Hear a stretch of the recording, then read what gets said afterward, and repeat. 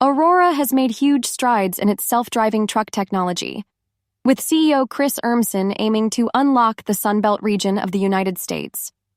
The company has launched its driverless commercial self-driving truck service, with 3 trucks operating commercially between Dallas and Houston, logging over 20,000 driverless miles by the end of June.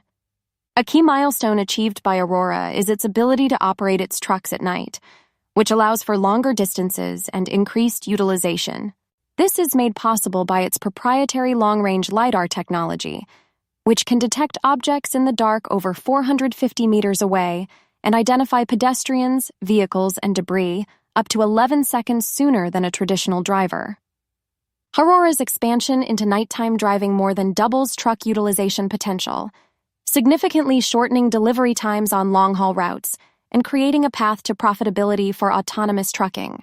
The company believes this technology can also improve road safety, citing a 2021 Federal Motor Carrier Safety Administration report that noted 37% of fatal crashes involving large trucks occurred at night, often due to low visibility and driver fatigue.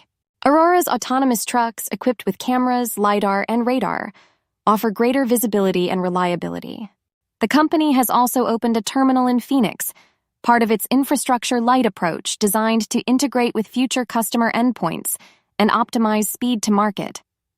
Aurora is piloting autonomous trucking on a 15-hour route from Fort Worth, Texas to Phoenix for customers Hirschbach and Werner, showcasing the technology's potential to cut transit times in half compared to human drivers.